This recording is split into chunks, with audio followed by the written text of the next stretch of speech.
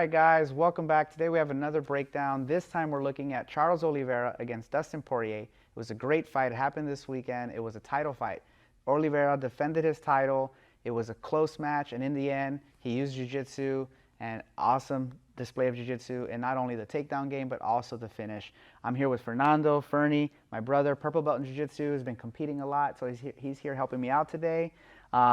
Thanks, Fernie, for joining me. Let's do it. All right, so let's talk about a few of the things that we saw here in the exchange. Dustin Poirier was controlling the first round really well with strikes. Oliveira did a good job in actually slipping through what we call a tanotoshi. And the way he gets to that position, he utilized his strikes to go into a double leg. We'll go this way so you can see. To go into a double leg against the cage with his head onto the outside, and then to slip into like a hip body lock. Of course, Poirier was able to throw a whizzer. When he did that, in very good old-fashioned judo, jiu-jitsu, Oliveira was able to connect his position. We do this drill a lot. Because I can't take him forward, he's pushing me this way. I'm going to slip my leg underneath and fall to my side and take my opponent down. It was a great scramble that we saw. The second attempt that was really good was, I believe in the second round, he did this very similar technique, except he wasn't able to finish the takedown. He had Poirier against the cage, and in similar fashion, Poirier used a very strong wrestling whizzer, and they stayed here for a good while. So he's able to use a wrestling technique called a slack arm, where he throws his shoulder, slacks the arm around, and is able to connect to the back. Not much action here, which is a kind of a weird scramble. Oliveira ends up all the way on his back from maybe what was an attempt on a leg lock. It's kind of really tough to call and see, but I just know they end up in this position. What's next is interesting. Oliveira grabs the MMA glove, shoots a shallow omoplata. It's not deep. Grabs the ankle. A deep omoplata would be very high here, but because it's no-gi, or rather MMA, and it's sweaty, it's loose. He has control of the glove. Whether it's legal or illegal, it's very confusing because it was hard to see where he was gripping. It might have been an illegal grip, but he's able to grab the ankle, and then he grabs the hook underneath his opponent's throat, which is Poirier. Poirier doesn't like this, so he actually retreats, rolls over the shoulder to relieve pressure. As he does that, they go back into a scramble, end up in the closed guard.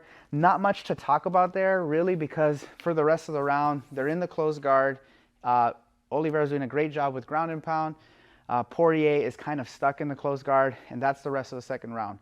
Not much they could have done different. Maybe some things Poirier could have done, but honestly, he had good wrestling. He watched his base. He kept getting caught with that slip through and getting caught. He was using the whizzer, maybe throw in some judo to try to throw Oliveira off, but it was very risky. The third round's my favorite, though, of course. This is the finish. And basically, at this point, Oliveira has figured out a lot of these slip-throughs and these jabs and these crosses, and he times it perfectly. He throws an overhand right. As he throws the overhand right, Poirier is going to respond with a hook. As he throws the hook, Oliveira does a nice slip-through to the back.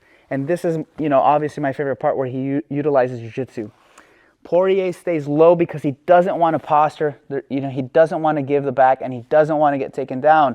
So Oliveira, what he does is gets his right hook over to the leg here. This hand works as a hook, right? And then this hand is going to start working its way to the back to start attacking the choke. Now what's interesting is Oliveira wants to get his hook here, but Poirier does a good job blocking the hook. So instead, he uses this to cup the inner thigh. Instead of the hook replacing the thigh, the leg's going to go around the hip. It's going to squeeze. He's going to squeeze tight, and because he doesn't fall forward, Poirier is going to posture to try to kind of shake him off, but that's not the case. So what happens is this combination. As he hooks the leg, he jumps over this way and starts attacking, and then he connects his feet and squeezes the knees very tight. So now he's got good back control, and now he starts attacking over the chin. It's very hard with the MMA gloves, but he's able to secure this. Of course, Poirier postures to try to shake him off. He gets the other hook. He squeezes tight and gets the finish. Beautiful display of jiu-jitsu. The way he controlled the center, the way he controlled the back, the way he was able to not only take him down, but work the back with a standing rear naked choke. Beautiful, beautiful, beautiful jiu-jitsu. Some things Dustin Poirier could have done differently, hard to say. It's easy to say what he could have done differently from our TV screens. A high-level jiu-jitsu person like Oliveira has so much good jiu-jitsu, so many good details. Obviously, he trains a lot without the gi, that you can see his transitions, and he has a lot of finishes with these submissions. So the only thing I think Poirier could have done, he could have either held onto the arm and really tripoded across, maybe leaning forward while he had that one hook, which is a basic ippon, drop ippon seonagi. It's called the shoulder throw, what we do in judo and jiu-jitsu. He could have gone and rolled to the floor to put his back on the mat and try to escape that way, but then you're rolling to the floor against a black belt in jiu-jitsu who's really good. So it's a very tough position. The slip was perfectly timed. There's really no other way to avoid it, especially if you're committing to a cross the way Dustin Poirier works, and his game is a lot of striking and staying on the center and really giving it to his opponents. I mean, we've seen him do this many times before in his previous matches. So with someone like Oliveira, who has a really good game against the cage, working these body locks and these underhooks against this type of wrestling, it's very, very tough to respond. Could have maybe worked some judo. I think if you have a really high-level judo and you hold the person in this hip body lock, and my opponent, let's say Fernando does judo, he's able to whizzer. Now he can start using his legs to do inside and outside leg trips, and also some suplexes, and also some uchimatas, which is a leg trip forward. And now I can feel my base leave. This is very different. It's very different from wrestling, and a lot of people don't train this type of movement. So that's one thing Poirier could have done. From the back, drop ippon seonagi is very simple. If I get overzealous on the position and I do a good job of blocking the hook, when I say me, I'm talking about my opponent, and Fernando grabs my arm, right? As I go over, all he has to do is roll his shoulder, okay? And now I'm off. Of course, easier said than done, but that's one of the counters. And then the last counter would be try to do the same escape on the floor. So like I said, very tough to really work these positions.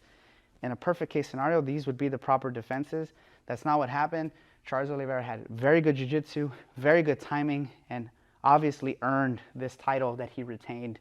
It was an awesome match. Really happy with the results to see jiu-jitsu in the main card. So I hope you guys enjoyed this breakdown. Which was your favorite part of the fight? And any questions you have on these techniques, please let us know in the comment section. I hope you guys enjoyed. And until next time, please, please train jiu-jitsu.